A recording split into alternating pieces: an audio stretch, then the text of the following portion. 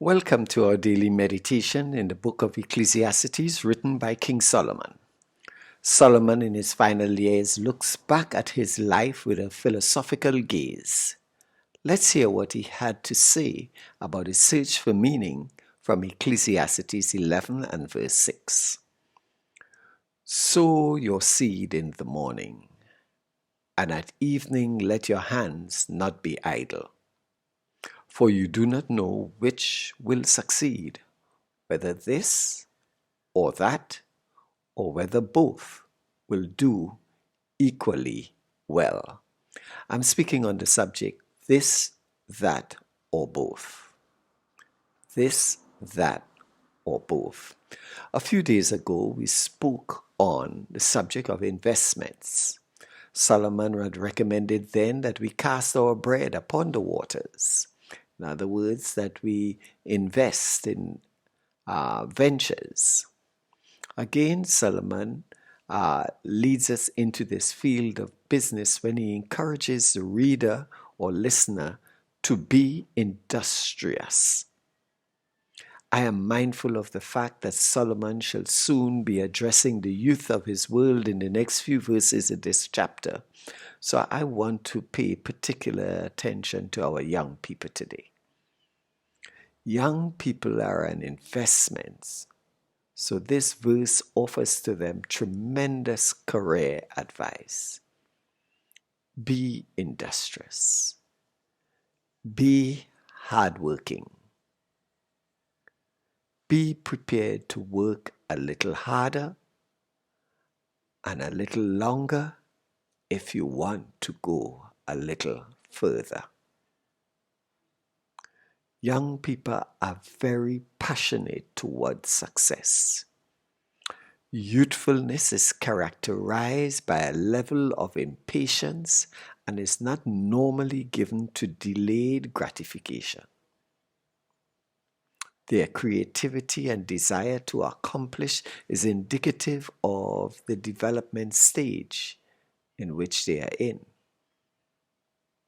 What is critical is for the application of the wisdom of Solomon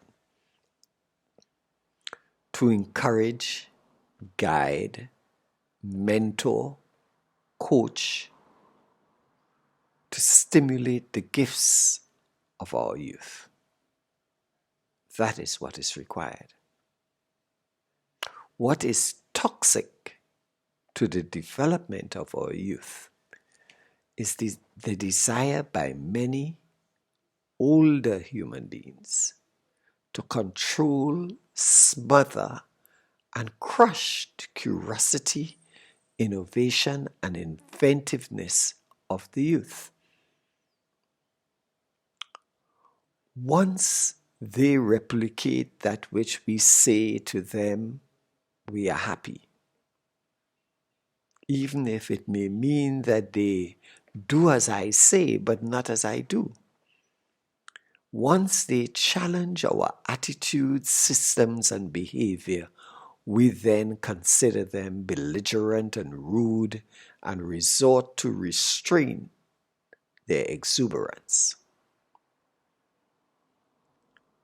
What should really happen is that we ought to facilitate and motivate their out-of-the-box thinking.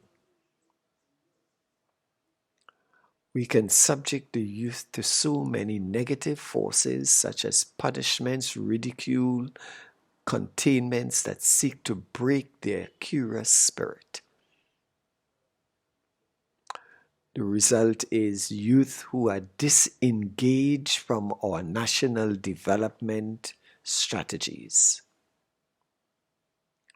who are made to look down upon their own natural curiosity and are forced to demonstrate a lack of motivation, a lack of self-worth, hostility to the systems that they believe that constrain them, and high levels of despondency.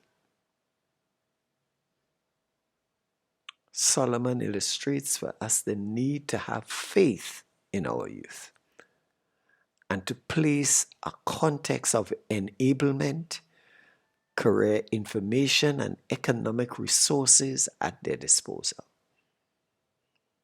The sky then is no limit to what they can do.